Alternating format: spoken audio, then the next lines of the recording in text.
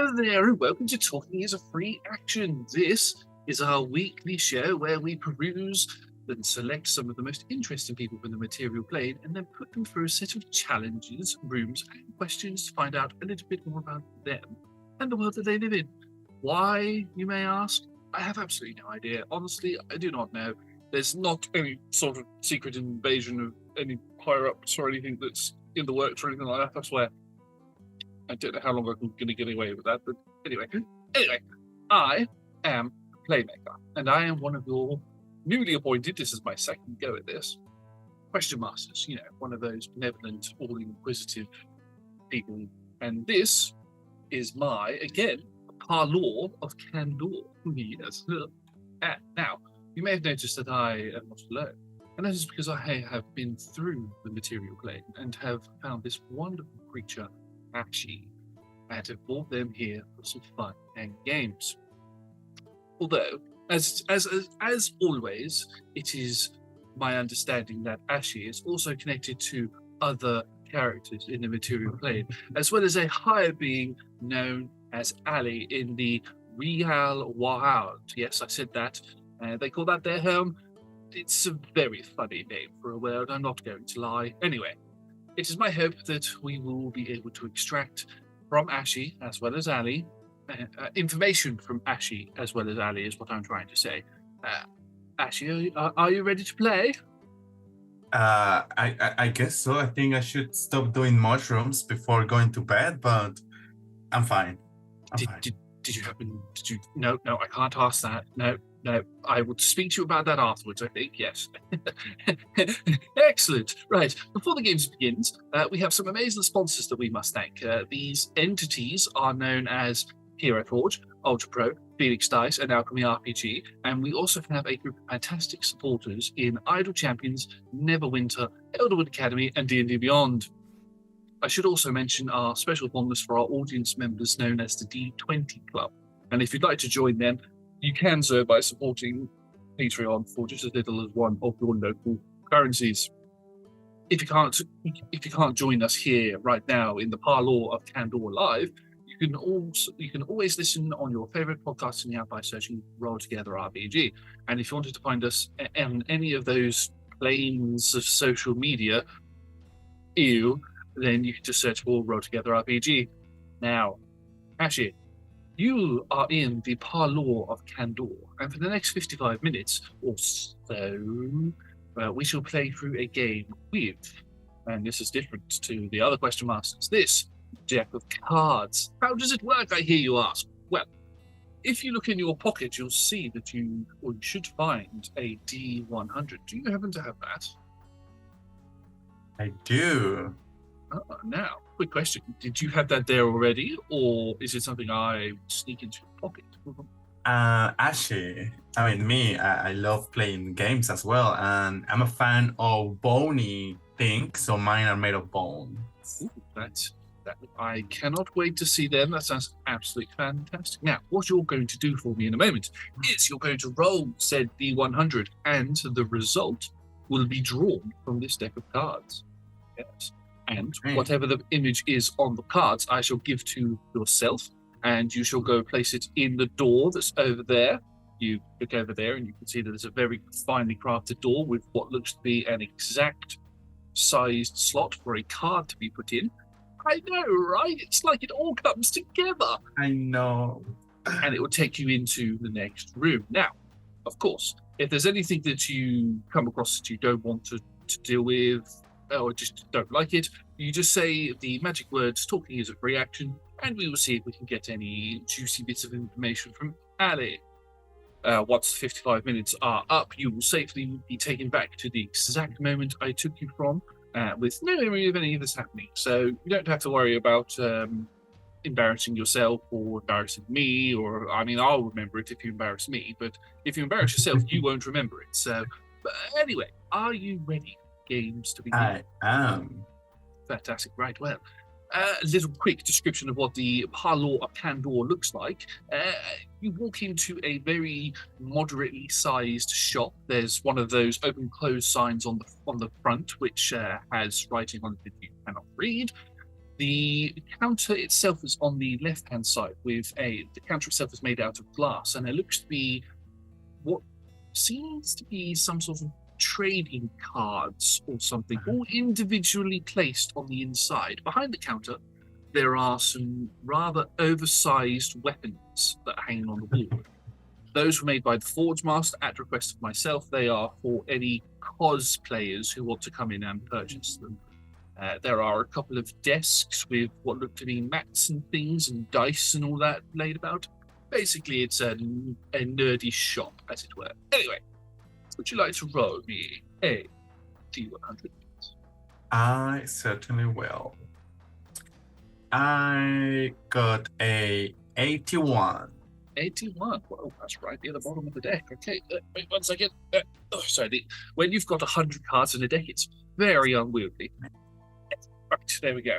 Okay, so 81, yes? Okay, so what did we get? We have a picture. Oh, yes, it's got a very weird symbol on it. It's like a bunch of little diamonds all together with darkness behind it. It could be some sort of a net or some sort of a grid. I don't know. Would you like to go put that in the door for me, please? Absolutely. Okay, so as you put the card into the door, you watch as all of this purple magic just erupts from the card itself, and it encompasses all the little crinnies and cracks. Crinnies is another word that I've just invented. Last week it was weevil. Now it's crinnies, but it goes through all the little parts of the door, and the door lights up and then opens. And as it opens, you can walk through. And as soon as you walk through, you feel your feet get taken out from underneath you, and whoosh, you rise up, and you find that you are in a very tight position as you are currently tangled up in a web. And as your eyes adjust to your surroundings, you can see that you're in a very dark forest. You can hear the sounds of chanting coming from. It's either chanting or singing. It sounds beautiful either way, and you can just see coming out from some bushes off in the distance that your eyes have just adjusted to seeing some little fuzzy creatures that are in no way a trademark for anything in any sort of galaxies far, far away or anything like that, but they are holding sticks and they are banging them on the floor, and there is a rather large pan pot thing that is riding on some wood with some fire underneath it that is being brought right underneath yourself. With bubbling water inside, it looks like they brought you some sort of a hot tub. I haven't had like a hot bath in a while.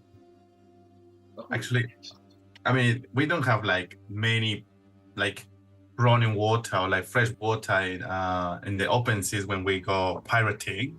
So probably I will gladly accept this bath.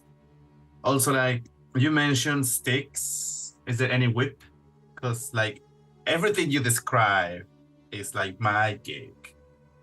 well, I mean, tight, hold up. I mean, it's just few elements that I'm missing here. well, I mean, there probably is somebody who's got a whip because, you know, they want to tenderize the meat as it's cooking, as it were. So what is the point of the game? Because I'm having a great time. Is it about getting out of the situation? Is it about overcoming the difficulties? I don't know. Tell me. Oh, well, I mean, as a question master, it's the first time somebody actually asked me this question. Well, I mean, you can make of the situation what you want. You can try to escape the situation. You could by fighting, by talking, by simply just escaping if you want to, or you can attempt to befriend people. You notice that the Playmaker, myself, I'm not actually with you at the minute. However, sitting on your shoulder is a rather fancily clad mouse wearing similar sort of clothing to what I was wearing, just sitting on your shoulder, talking to you. No, I mean, this is not the weirdest thing that has happened to me tonight, so that's fine. However, you might know that as a lion person, I might be a little bit inclined to have things like you for snacks. But I'm not gonna eat you. Yes, please Like, don't. yes, You'll, that you'll could find that be. you'll be eating air if you eat me. Oh, that's so. Okay, so let's spice it up stuff, literally. Wait, it's not spicy What? enough as it is. Yes. What Ashy is going to do is use major image Ooh, okay. to produce a big wild hog that is just gonna appear from somewhere around the corner, and he's just gonna run through this hot bath, and it's just gonna jump inside, just like, yes, it means instead of whoever. Obviously, Ashley is like very skinny. Like, if you look at him, it's mostly like wet jerk meat. I mean, it's very, very like not You'd be something that very you would not chewy. say. Yeah, it looks chewy, so probably Yes. not the best option for a main dish. So hopefully they will fall for it, and then I can quickly escape. Okay, right. Well, as it is with Major Image, as this wild hog comes charging out of the forest and goes to dive into pot, I will make a roll just to see if these non-trademark creatures notice it is an illusion. That's a 10, so no, they don't. And as this creature dives into the water, it spooshes out with illusionary water and does not quite touch you, but the hog itself surfaces out of the water and leans on it as if it's in said hot tub, and you just watch as it bubbles. These creatures with the sticks are beginning to salivate and are getting very excited at the fact that there is a rather large hog inside the water. And they are not paying you any mind whatsoever, so you can quite easily slip out of this net if you'd like to. Now, how would you go about doing that? What is Ashy's way of escape? So Ash is more of a necromancer, so it's all about healing people, not about escaping. So I'm gonna have to risk it. And When you say healing people, is it more healing people? no, it's actual healing. A little bit creepy, but it's healing. I've known for my weird, creepy descriptions of how spirits comes and take the pain away from your body. But we are not here for that right now. So Not in this room, anyway. later. So I have my claws. So I'm just gonna start cutting some of the strings. Not too many, so one by one. So I don't just plummet to the floor. And is it like a sticky kind of situation, or is it like ropes? It's all ropes. There's no stickiness to it. They add the stickiness later when they prepare. So something that I don't understand is why tabaxis have a climbing speed, but lion persons, leonites, don't. So it's just like, aren't we like the same kind of? Yes, I mean, I suppose there has to be some sort of a difference between the two. Maybe tabaxis are more agile, whereas leonin are more rar. More raw, yeah. We have the raw. The rar. So, and then I'm gonna start trying to climb up, and here's what's gonna get interesting with my -1. You could use either acrobatics or athletics to do the climbing if you'd like to. It's all down to your own character's personal preference as to how they climb. I'm gonna use acrobatics because I'm a cat for a 22. 22. Nope, you managed to cut out For some reason, have you ever been caught in a net before? I mean, the way that you've cut these bits of net, it looks like you've been caught in one at some point. I've never, and I will never do it again. Oh, that's fair enough. But you managed to surgically cut your way out without falling into the water and ruining said illusion. And you very acrobatically, as it were, get it, skill, acrobatics. Anyway, you swing out and you land on the other side of the pot where there isn't any of these fuzzy little creatures. And you can see off in the distance there is, just in the bush a little bit, there is a door, one that you didn't come through, that you can make your way to if you'd like to. I will cautiously go. Very cautiously you walk, and you see a couple more of these fuzzy creatures all wearing, so as you go along, the clothing that they're wearing seems to be a little bit smarter. One of them is wearing a little diggy bow tie and all of that, and they seem to have knives and forks in their hands. And you turn back and you can see that your illusion has taken on a life of its own, and it's now turned itself into a fully steamed and cooked hog.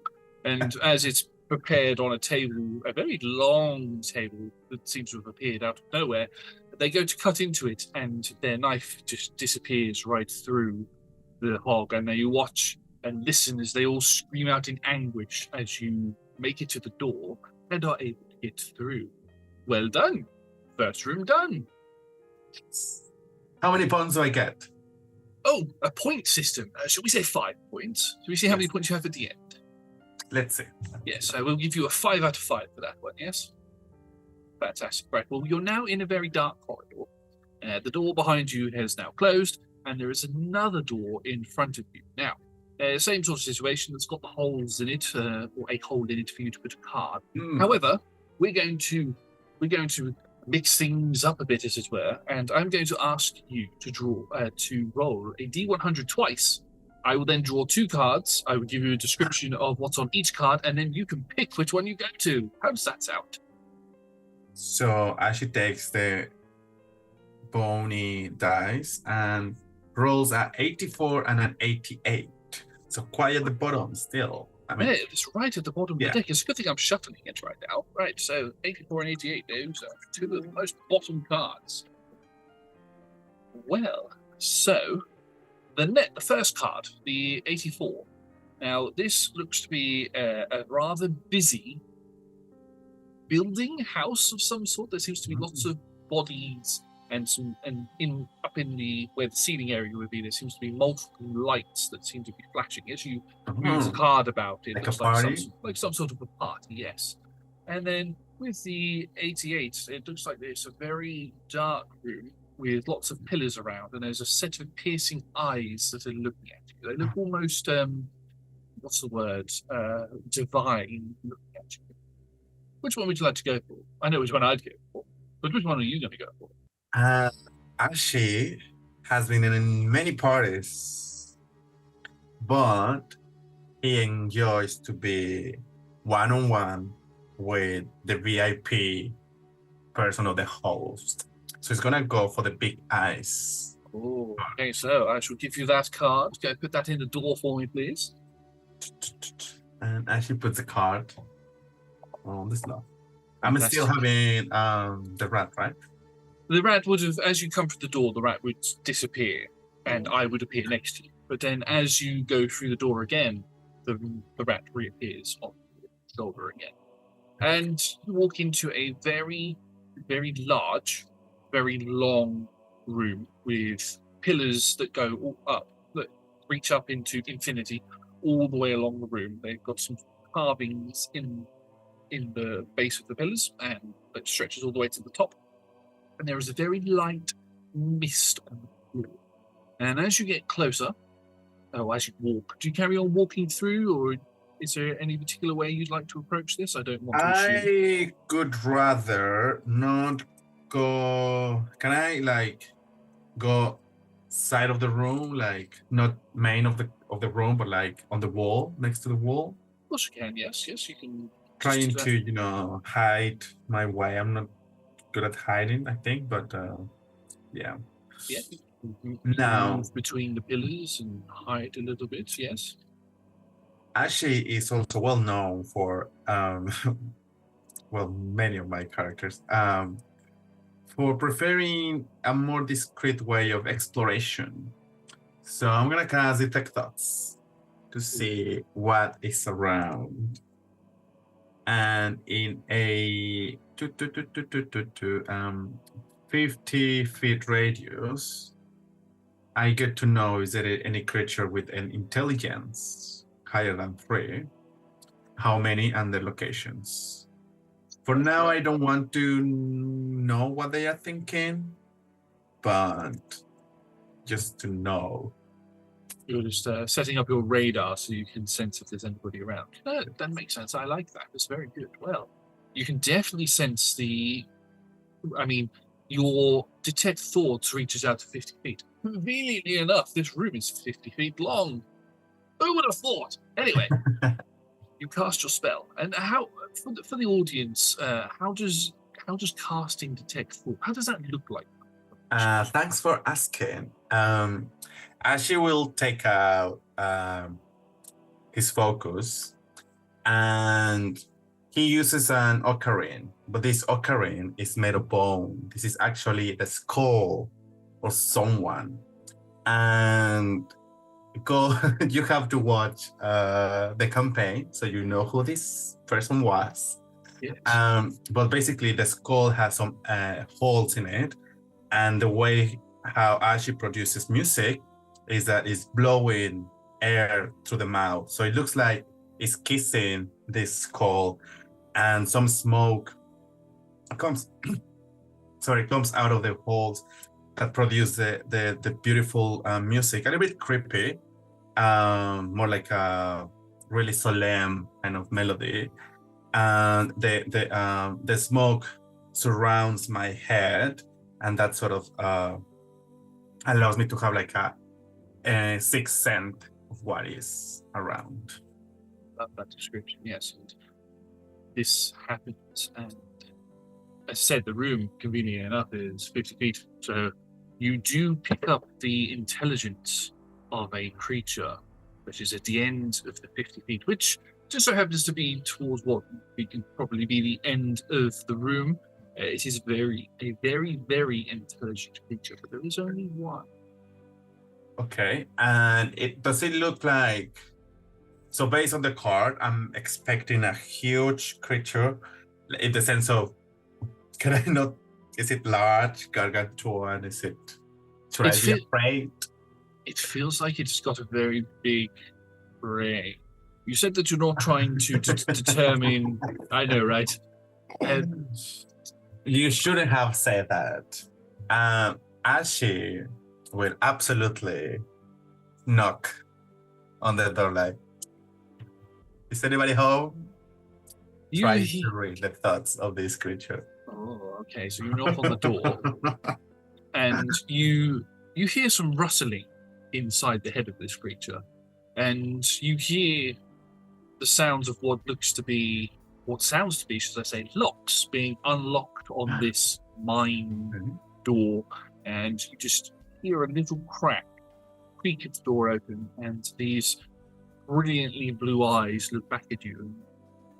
They say in a very, very deep voice, "Well, this is unusual. I don't normally have people knocking on my door. I'm usually knocking on other people's mine door."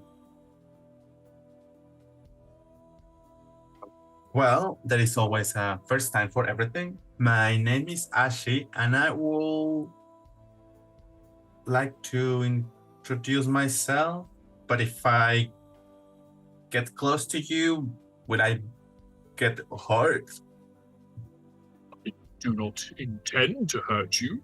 No, I mean, I'm not a fighting creature. I'm too old for that. I'm more of a creature of knowledge. If anything, I have a riddle for you that you could answer in order for you to proceed through the Playmaker's games. The Playmaker and I are good friends. So, how long have you known each other? Oh, they've been crafting their little parlor for a few hundred years before they joined the training program. So they've been big fans of the other question masters for quite a while, so it's been a while. That sounds interesting. I sure you have many other stories. Let's leave that for later. Now, tell me more about that. What do you say? The riddle. The riddle, yes. And now she will start walking to the end of the corridor. I want to see what it is. You start walking to the end of the corridor, and you can see. Do you have dark vision? I think I do. I hopefully. Senses. What are my senses? Senses. Additional senses. Apparently, no. I don't think I do. Fair enough. I mean, there is a very faint light that is illuminating parts of the room anyway. But as you get closer to where the end of the 50 feet is, you can see there is a very small. It looks small, but there's a stage area, and laying on it is a four-legged creature with large wings, a tail that splits off into two, covered in various looking diamonds and bits of gold. Its body looks like that of a lion. Its head is that of a person with a very fine filigreed crown type thing on their head, almost like a pharaoh, I should say. They look like if you hadn't have known that they were there, they probably could have passed a statue. But in fact, it is a sphinx. And as you pull into vision to see their face, they have a very moderate grin. As they recognize you from the person that knocked on their mind palace. Ah, yes, sir. Here is your riddle. What is always old, sometimes new? Never sad, sometimes blue. Never empty, but sometimes full. Never pushes, always pulls.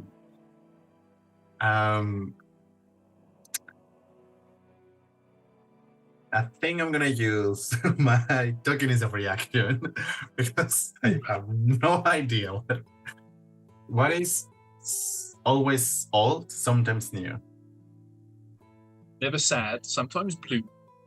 Never empty, but sometimes full. Never pushes, always pulls. I will let you think on that, Ali, while we roll some questions. How are you doing today?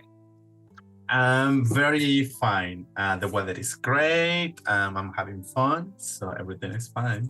Awesome. Right. So this is the part of Talking as a Free Action where I will roll a D100, and we will ask you a question depending on what I roll.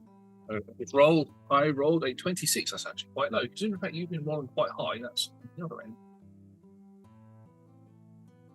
Right. I know who put this question on there. Anyway, the question is: if you or your character could only eat pickles with faces on them, sausage flavour ice cream, or half-eaten cheese for the rest of your life, which one would it be? Sorry, say again. That's all right. So any of your characters and yourself, if you could only eat pickles with a face on them, a sausage flavoured ice cream, or half-eaten cheese for the rest of your life, which one would it be? Okay, I think all of them will pick up different. So it's either pickles, sausages, yep, cheese, and cheese, yeah. And is there a fourth one? No, that's just those three. Okay, so the Sally will pick cheese. Oryx Redmayne, the wizard bard, will pick up sausages. Oh my goodness, I have too many. Lorana, the other Leonine, will also pick up cheese. Ashy will pick up cheese, I think, as well. That is, as we have established during the campaign, cheese is not something like that available in the ships. Yep. Who else have I played? Silvermane, the fighter cleric, is an idiot, so probably the pickles. I'm missing. What's the name of the other tiefling? Augury. Augury would pick Probably a mix of pickles and cheese, if possible.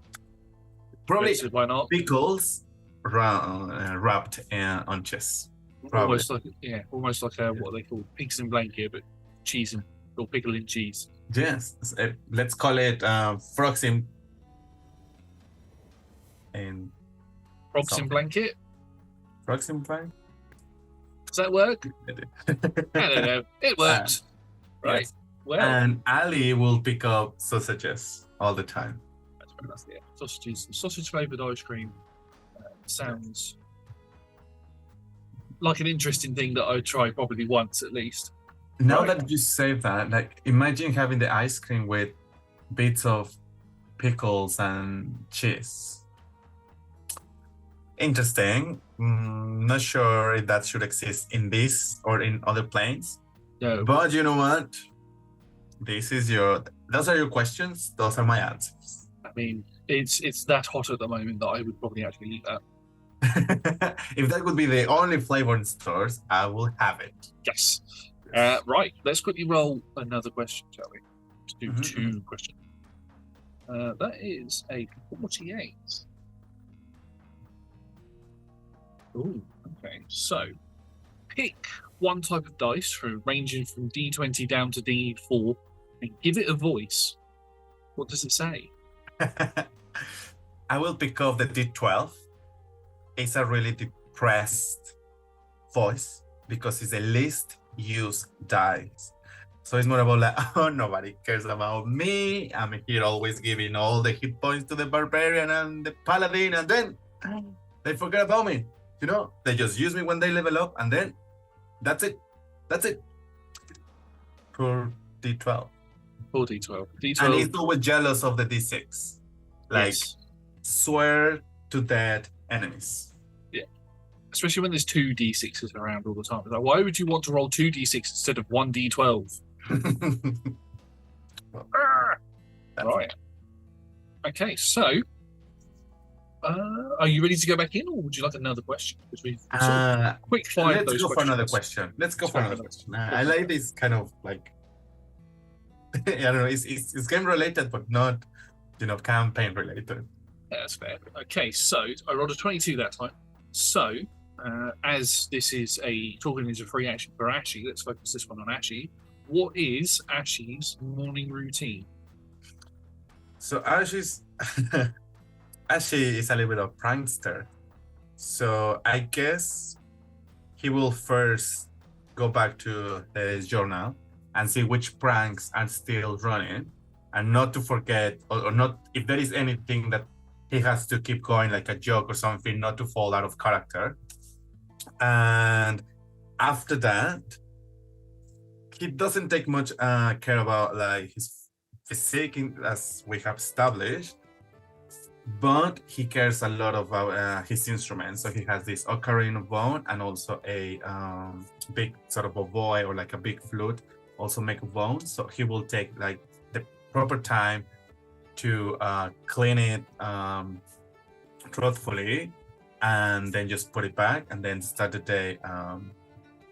So given that most of the time he's a bounty hunter kind of thing, will be like, okay, where am I, and which decisions will take me closer to my objective. Sounds good. I just got this image in my head that instead of actually making notes on the campaign itself, like what's happening, like we must go talk to this person, and this particular piece of lore is really interesting, or is vitally important in order for us to progress through the story, sort of thing. Instead of having all those sort of notes, Ashley's just got a list of every prank that they've done and are currently doing to the members of the party. It's just an image that's in my head. I don't know if that's that's meant to be on purpose or not. And so that's from start to end. But at the end of the notebook, there is like names that is like, watch out for this because this one is very angry at you because of this. So it's not a blacklist of who I hate, but who hates Ashy. And you catch on. Go see the campaign and you will understand. Awesome. Right. So I think at this point we should go back into the Playmaker and to Ashy and see what the answer to the question. Shall we go back in? I will have a go just in case. Oh yes, I mean, if you'd still like to have a go, the answer is there ready for you when you're ready. But go ahead. So we go back into Ashy, and now she's looking at this creature, and he remembers one night at sea with Home and all the others in the Nautilus, and looking at the moon, and just thinking about Lorana, his sibling, and how much Lorana has embraced change, and how much the moon represents that. Sometimes it's new, sometimes it's full, but it's always pulling the sea towards her. And that is my answer, the moon. That's it. And as you say the moon to the Sphinx, you hear the sounds of stone shifting. And you look down towards where the stage area is, and you can see there's a very small door. You probably have to crouch down to get through it, that is opened out. And there seems to be darkness on the inside. And the Sphinx looks down at you with a rather pleased grin on its face. Goes, you may proceed. Well done. Is it Mr. Mistress? I go by either. I don't mind. And do you have a name? I do. It's Andro. Andro. And that was nice to see you. I'm Ashy. If you are around the material plane, come and tell me more stories. Ooh. I promise not to read your mind again. Sorry. I mean, next time you can come in for some mind tea if you'd like. I probably drink it on my own. But would probably die if I look into your mind. But probably, but I could contain it for you. I need a friend. If at any point you want to join my mind palace, you can knock. That's so sweet. I'm gonna take something of my belongings, like a ring or something. Like, oh, if you want to scry or something, you can do it. Tail comes over and hooks the ring up and brings it back, and you watch as the ring is placed on the sort of like Pharaoh's mane that this Sphinx has, and it's almost like a magnet attaches to it. I certainly shall. Thank you very much. Bye, and runs to the darkness. Run, get through the door, and you end up in a familiar corridor again with a door at the end. Now, and I appear next to you. Well, I'm glad you met my friend there. Andrew's been with me for quite a while. Gave me a lot of ideas for a lot of these rooms. So, yes. Great. They are great. Like, fantastic, yes. You have amazing friends. Thank you. Nobody's ever said that to me before. Are you finding everything okay? Are you having fun? Nothing's been horrible or anything for you? Are you sure I have to go after 55 minutes? I mean, I would keep you, but unfortunately my power sort of exerts at 55 minutes, so I sort of let you go, unfortunately. I wish there was a way, but anyway, let's get back to it. Now, we're going to roll another D100. Now, I'm going to give you the choice. Would you like to roll it once, or would you like to roll it twice and pick again? So it's completely up to you. Well, I like options. You always need options. Always need options, yes. Let's go for twice then. So I've been rolling super high. 89 and 17. Ooh. So 18. For a change, I'm going to go... Well, no, you tell me, and then I decide. Okay, so you rolled an 89 and a 17. So the first card that we have drawn... So, sorry, I'll name draw the deck then. Okay, right. So the first card is a question mark with the word number behind it. That's it. Just a question mark with the word number behind it. That was for the 89. And then for the 17, it has a picture of a face. It's like a faceless figure wearing very basic clothing, stood in what looks to be a field of some sort. Fiend. Field, could be a field, could be a village.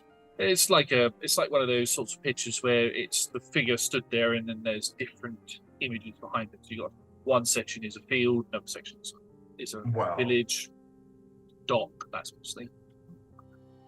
I don't think I don't like basic pictures, so I will go for the question mark because this is about questions, right?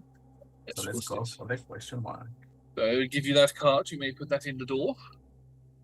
And you find yourself inside a very comfy looking lounge area.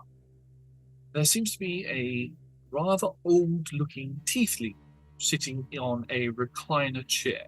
They have what looks to be very red and very warm robes wrapped around them. It's a very nice fireplace licking just behind them. This tiefling has very grey hair and a very grey goatee, red hue of skin, and looks towards you as you enter the room. What number am I thinking of? Is what they say.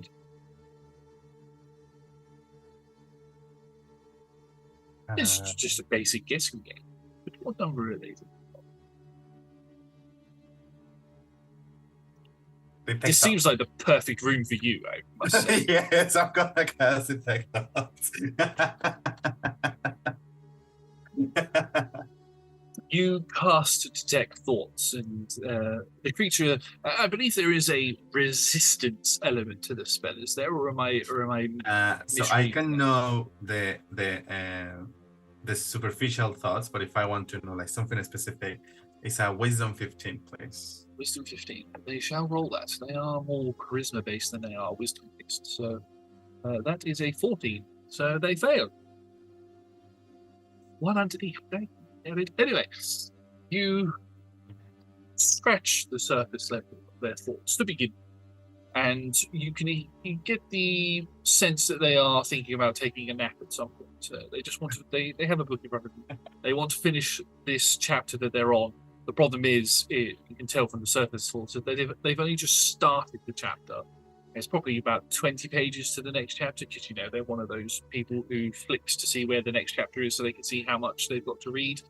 But you can feel the grogginess in their mind that they are about to go to sleep at any point.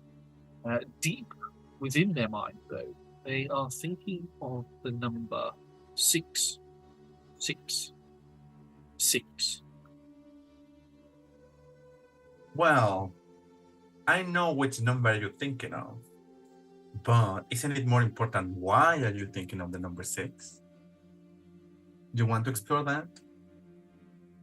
We could do, or you could. And he just stops, eyes open, and you just hear the sounds of snoring sort of coming from him. And he wakes up and goes, "Oh yes, it's the number of sheep I counted before I started to drift off.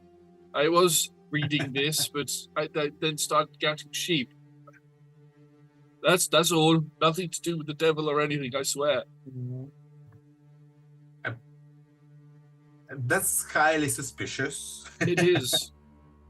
Would you like to carry on? Do you mind me if I tell you a story?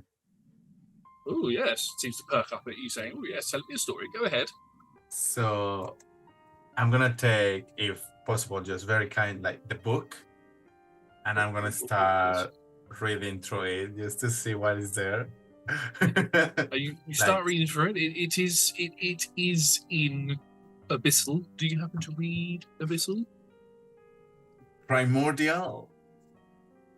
Not quite. So you don't quite catch on to what the book is about to start off with. However, as this is the magical world of Playmaker, you do after a little while begin to see the words begin to shift and turn into that of common.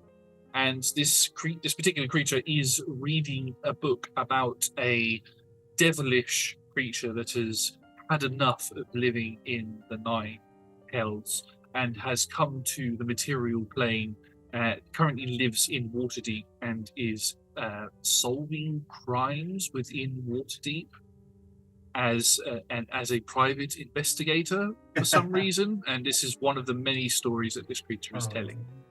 Nice. Again, not copyright from anything else that's out in the real world. As I read, I'm gonna cast Catnap on this person, and then I will leave the book and then just continue. If there's any sort of save DC to Catnap, this tiefling fails it instantly. They're that tired, they're just gone.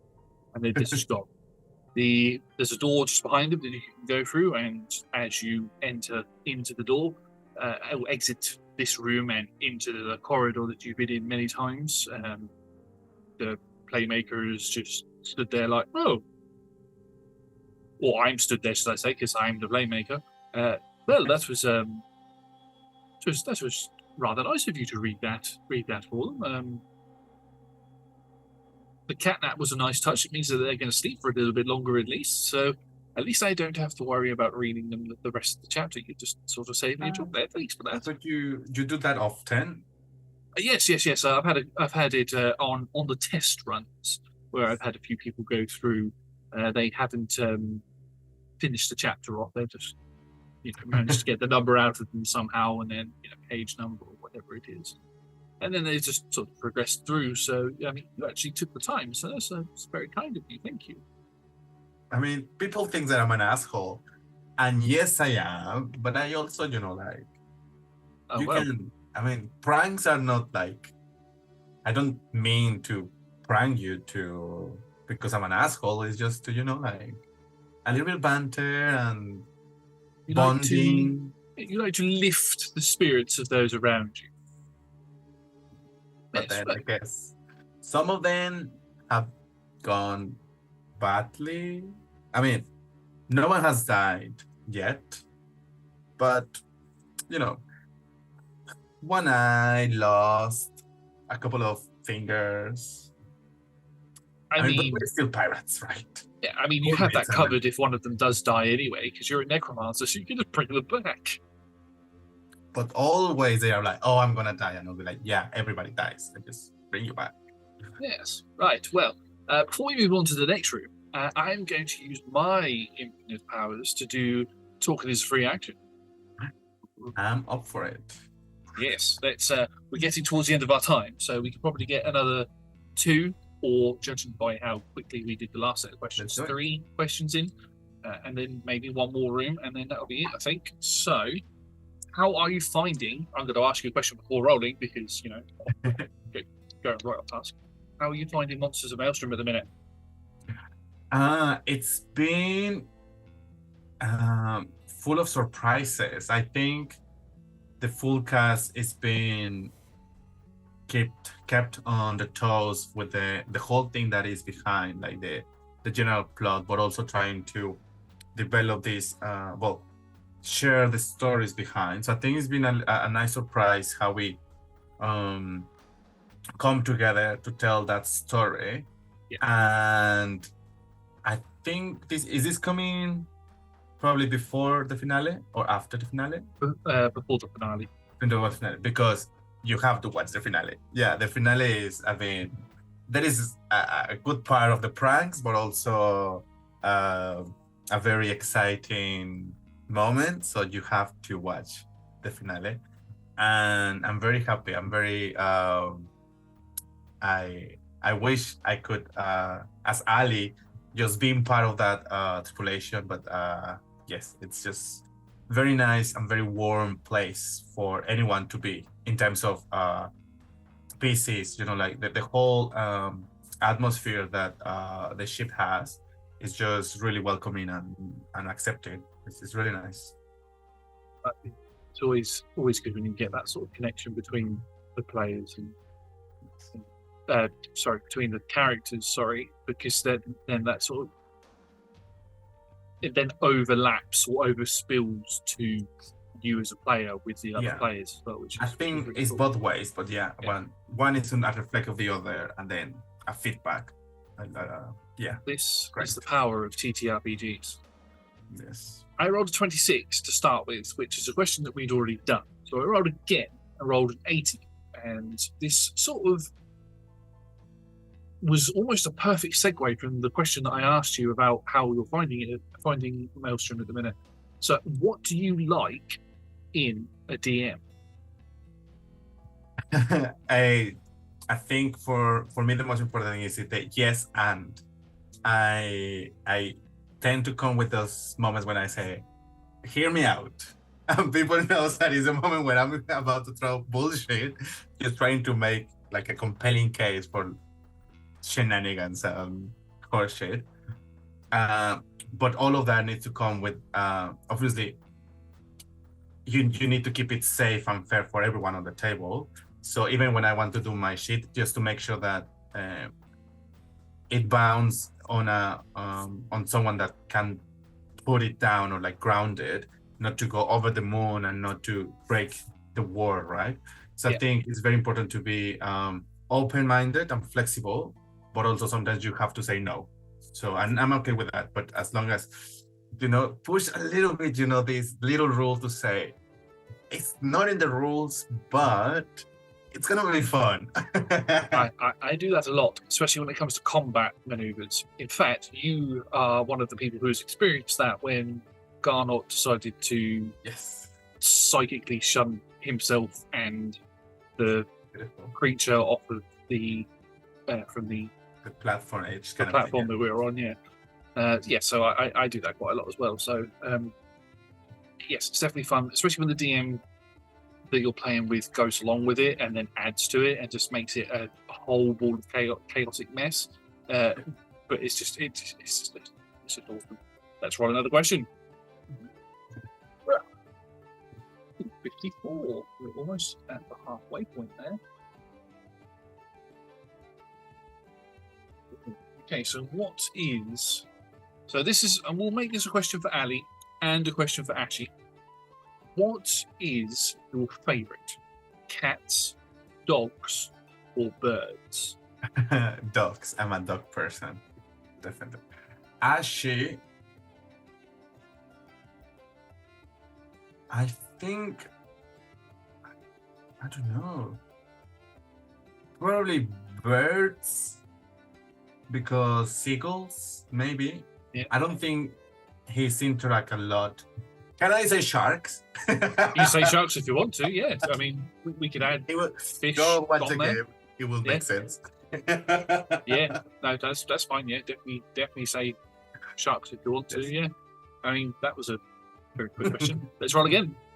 3 questions. No, is that a 15? Yes, it is a 15. That looked like a 6 for a second then. Right. Okay. So D&D and other TTRPGs tend to attract quite creative crowds. Do you have any other creative crafts or hobbies that you like to do? Yeah, I like crafting in general. So I think during some of the streamings you've seen, like I made like set of horns. I did a little bit of sewing as well. And I think I don't have like a specific in terms of D&D like a proficiency in any of the tools. I just want to try stuff, and I have a lot of shit that like halfway projects that is like, oh, one day I'm gonna finish them. But in general, I just want I like taking my hands and produce something. So it could be like any of the materials. I did a little bit of digital drawing, so it's always trying to pound from one place to another without getting proficient in any. It's just basically like being a bard, Jake of all trades. And yeah, but if I would like have to pick one, probably sewing or like cloth making would be the one to go. I was going to say that in most of the games that you and I have been in together, obviously when you see the games that we put out on stream, the cameras are zoomed in and cut out so we can see our glorious faces as much as possible. But when we're playing on Zoom we can see a lot more of the background, and I nearly in every background that I've seen when I've played with you, there's always been, and there's one right behind you now, some form of a mannequin with So I have, clothing on. So okay. I was wondering if that was something that was yours or somebody else who was with So you. that is just a pattern for a sort of jacket, and this way I have my horns all over the place.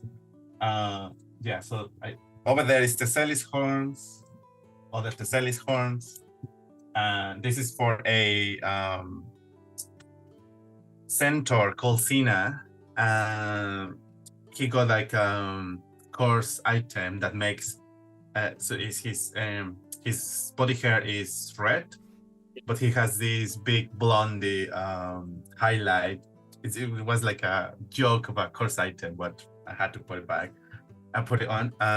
That's it. So yeah. Do you cosplay this stuff like outside, or do you go like to cons or anything, or do you just, or is it just for streaming, for when you play over interwebs and all that sort of stuff? Mostly is for streaming, but sometimes I just do shootings for Instagram, and that's it. I don't do cosplay per se. Not sure if I would go into it because it's so expensive.